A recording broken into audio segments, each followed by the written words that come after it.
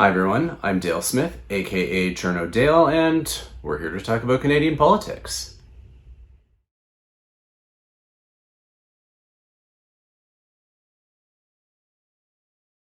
All right, it's our 250th episode, so I figured I would come back to Paul Wells because we talked for our 200th and kind of check in on where things are at politically. Paul, last time we talked, the subject was can the Liberals pull out of their spiral, and here we are a year later, and things seem to be spiraling even faster. So I guess why don't we just start there?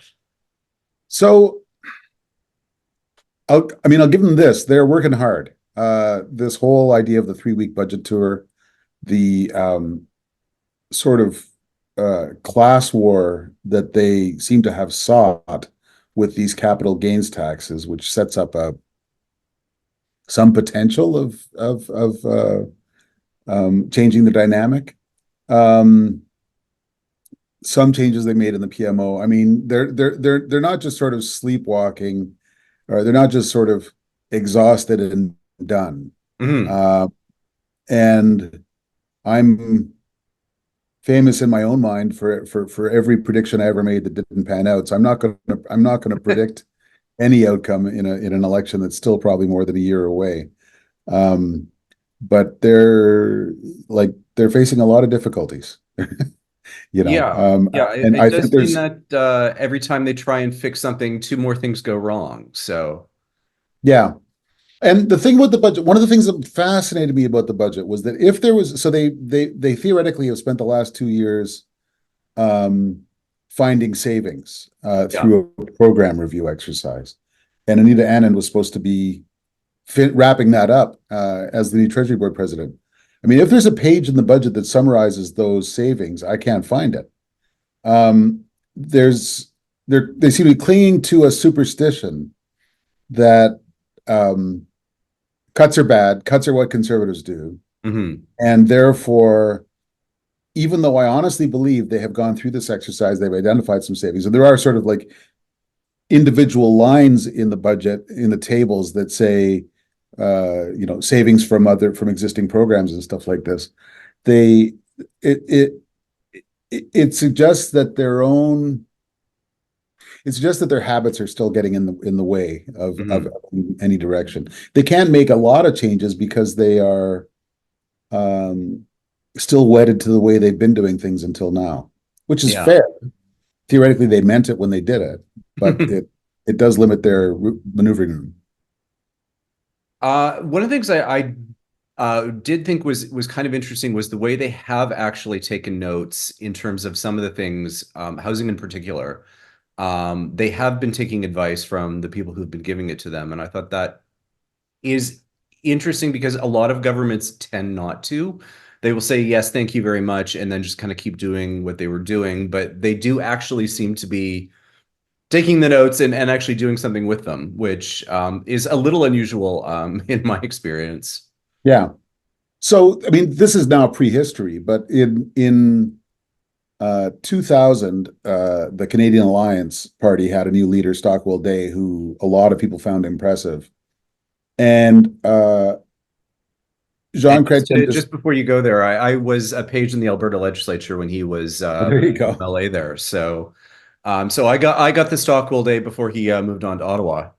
And I actually covered one of his budget speeches, and it was like his shtick then was that he wouldn't refer to notes as he gave a budget speech. He would have all the facts memorized, and then he would deliver kind of a disjointed but improvised speech. And then he came to Ottawa. Chrétien took one look at him and decided, I can take this guy. But what he did was he delivered the biggest tax cuts any government had ever given in recent memory Hmm. to mow the lawn of this conservative party that wanted to cut taxes. And I think there's a version of that Trudeau is doing or attempting this year. Yeah. And Poilievre never stops talking about housing. He never stops talking about car theft, opioids, a few things like that. And there's measures on each of those files in the budget. And on the housing stuff, there's $8 billion worth of measures. Hmm.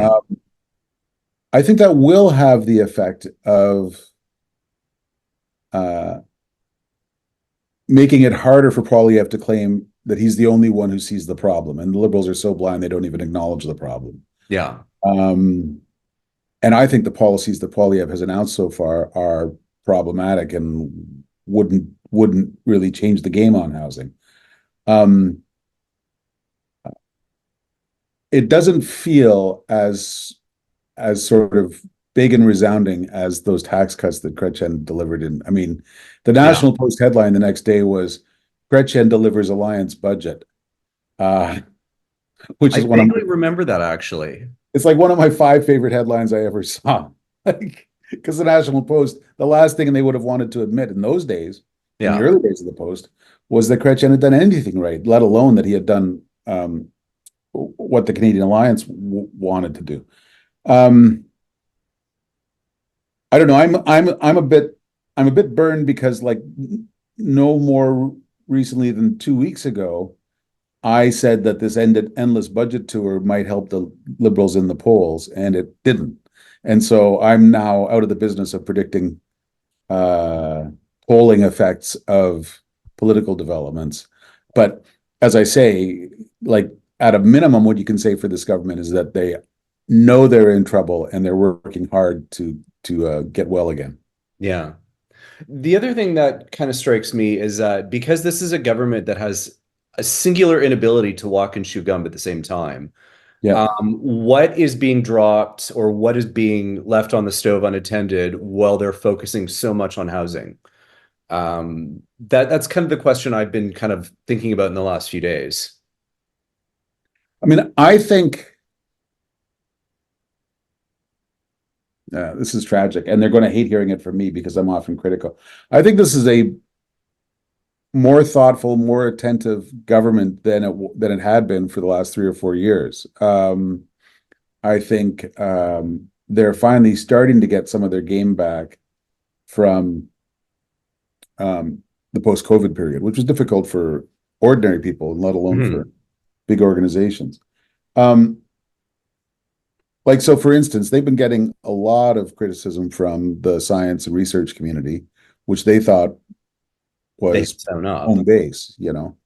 And the new budget does have some pretty significant measures for science and technology and Yeah. university sector. Um, And I noticed, yeah, there's a lot of response to the fact that they're upping the rates that they're giving for postgrads and so on. yeah, and they've simplified the rate card so that it's there's a little more equity between graduate students, you know, Mhm. so that you don't have to spend half your day wondering whether the guy at the next lab bench is making 30% more than you. Yeah. Um, they've achieved part of that by reducing the total number of scholarships that they will support. But anyway, like on the walking and chewing gum tip, Mhm. they're paying some attention to this file. It doesn't get a lot of attention. Like that's not going to. They'll never get whacked by a Globe and Mail headline saying that they're doing the wrong thing on science, and Yeah. yet they paid attention to the sector. Um, um, I just I wonder at their ability to punch through right now. I mean, I Yeah. you know when Michael Ignatieff was in opposition, he fired most of his office staff and brought in people like Peter Danilo, people with better track records. And a smart liberal at the time said, "I think it's too late. I think Canadians have made their decision about Ignatieff." And that's the question now: is like this class war that they want, Mhm. uh, because they want to appeal to younger voters. It's an open question whether younger voters are even going to notice that this dynamic has been set up on their behalf. You know. Yeah. Yeah. And I hadn't thought of it in those particular terms either. So, I mean, and I mean, I should sort of emphasize that I'm actually not using class war as a pejorative. I like, um, uh, I stand to lose from these capital gains tax changes simply because I happen to be about to put a condo on the market. But that's life. Like yeah. I don't fret about my taxes, whatever. A lot of people in a similar situation will be very, very angry. And I noticed that almost like the entire tech sector is showing up for their side of this class war. Um, the question is, will Gen Zers, people who are just starting to make their path in the world, will they notice that this government uh, uh, at least purports to be standing up for them, Yeah. against all the mustache twirling capitalists? Uh, I did seem to notice a couple of liberal backbenchers who were tweeting things to the effect of, if Bill Morneau doesn't like it, then maybe we did the right thing, which I that's thought was a really interesting kind of thing for them to be saying. yeah. Um, uh, you're in until you're out. At in periods when a party is losing an awful lot of support, they they begin to resent the people who used to be on the team. Yeah. So, but um, Bill Morneau is an interesting uh, Banquo's ghost to be hovering over them at this point, because he the last big tax change that they fought in the name of equity Hmm. turned out to be a horrible nightmare for them, was the change in treatments of tax treatments for small businesses, which at the Yeah, for time personal looked like, corporations as opposed more so than small business, but yeah, yeah, yeah. um, it And it completely unable to sell that. And Bill Morneau was absent for like the entire summer that the fire was raging around them. yeah. Um, Now, surely this will have occurred to them, and they've beefed up their communications uh, staff. Amazingly, it was possible for that staff to grow, and it's grown with a couple of interesting names. And uh, like down south, Joe Biden fights class wars all the time, and they usually work out well for him. It's not impossible to pit the little guy um, against the robber baron. Hmm. The robber baron is not doomed to win these confrontations, but they're tricky because, like, I've seen the list of the people on the tech petition that's floating around, Yeah. uh, well over 600 signatures as of a few hours ago. And most of them really don't look like Poilievre conservatives. Most of them really look like the young, diverse, hip, uh, um, highly educated, globally mobile, um, platonic ideal of a liberal supporter. Yeah. Most of them are on the record as having been liberal supporters. So that's got to make you queasy if you're in the Hmm. PMO. All right. Um, I guess just broadening out a little bit, I guess in terms of where we're sitting in the world right now, it's another, incredibly interesting time that we're kind of getting into with, Ukraine and what's happening in the States and China as well to an extent. But I guess how are you seeing some of this playing out on a broader scale? Um, I mean, I'm looking up the House Speaker, Mike Johnson, who was the third or fourth House Speaker in the Republican Congress, who was brought in by the Trumpist wing as their guy, and is the third or fourth person to sort of awaken to the responsibilities of the job. And he is pushing very hard for Congress to enable aid to Ukraine. Um, At long last. yeah, I mean, it's been about 6 months that the United States has essentially, for the first time, been very close to no use to Ukraine. Hmm. Um, uh, it's a really bad situation there. Russia historically is very hard to beat, and after a terrible first year in this conflict, um, they're coming back with what they always have at their disposal, which is just mass, just very large fighting force. Yeah. Ukraine can't match that, and the NATO countries are not inclined to try at this point. Um, uh, Look, I think Russia loses in the end, but Hmm. between here and the end is a very difficult time, and it's not clear that united democratic Ukraine can survive. Hmm. Uh, so that's a concern. The Middle East is a concern, one I'm usually very reluctant to talk about, but um, the question is Israel exercising its right in international law to defend itself so clumsily and brutally that it's um, losing a political war that isn't trivial because Yeah. um, uh,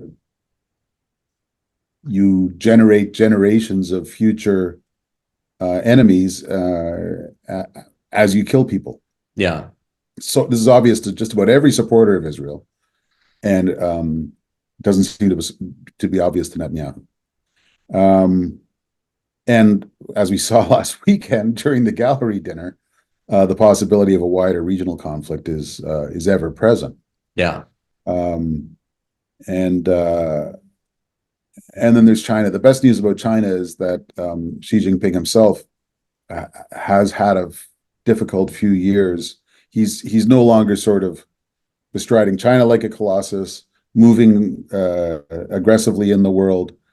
His own grasp on power in China seems to be a little shaky. Hmm. Um, I always wish that Canada had more to say on these things internationally, but the cost of admission is very high, Yeah. and it's never clear to me that there's an actual domestic market for a much more activist, much more militarized Canada in the world. I think the Hmm. governments that consistently disappoint editorialists on this are probably reading the room pretty well. Yeah. Uh, and like if all you get for, you know, 10-20 billion dollars more in defense spending is a chance to be told more frequently what to do by the White House and the Pentagon.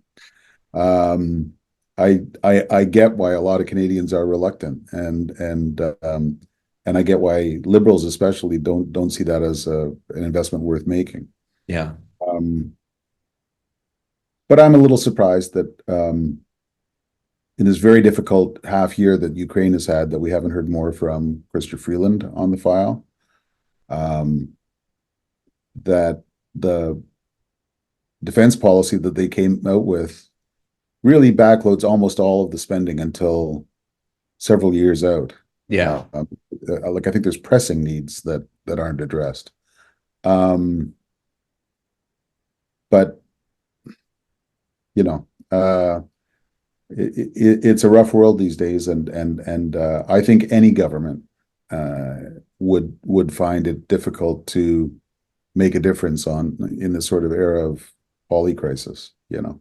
Yeah, yeah. I mean, one of the things I did note, I have kind of noticed over the last little while is I've never heard the use of international rules-based order as much as I have out of this government in the last 2 or 3 years, and even that's starting to kind of wane a little bit. And I'm just wondering if, I guess what you're taking from that particular signal.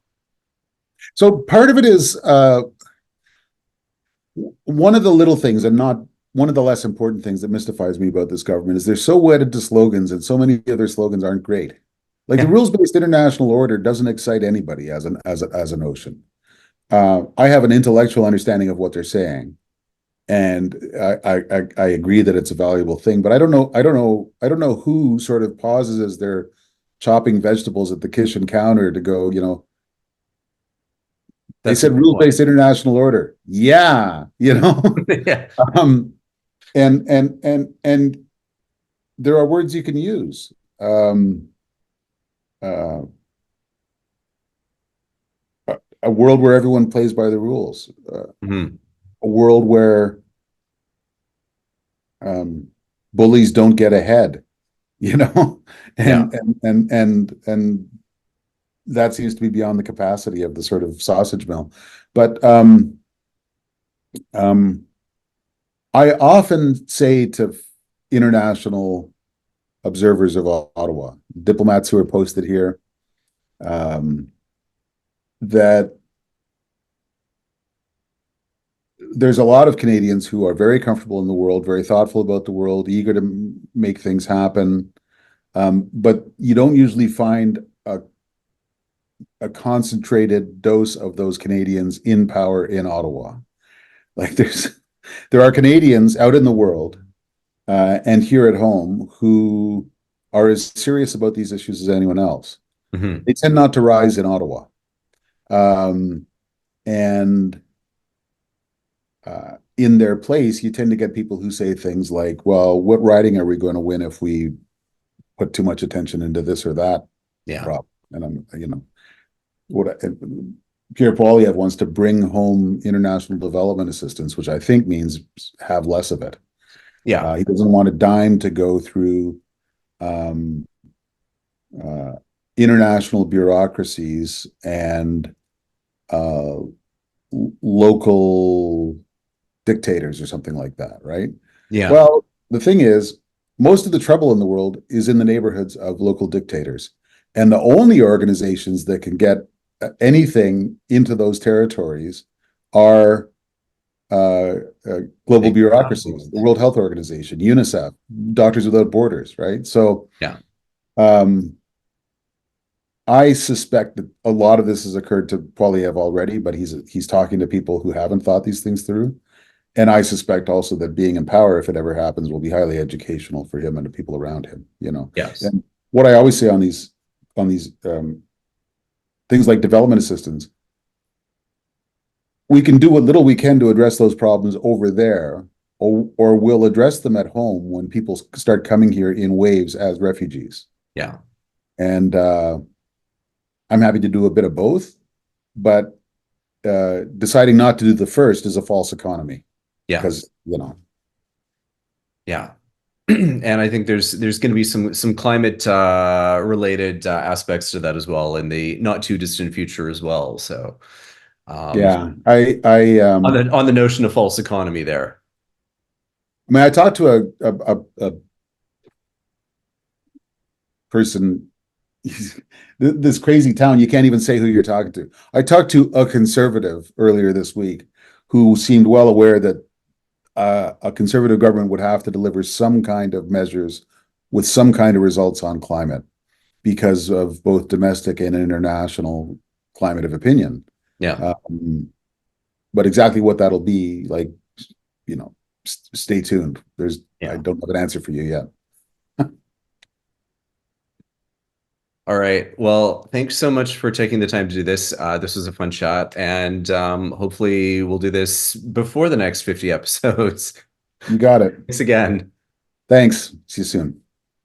And that's everything for this week. Thank you so much for sticking with me for 250 episodes so far, and still more to come. We'll be back next week with some more Canadian politics. In the meantime, I'm Dale Smith. That's at Journo_Dale on Twitter and JournoDale no underscore on Bluesky. And please don't forget to like the video, share, subscribe, and support us on Patreon. Thanks, everyone.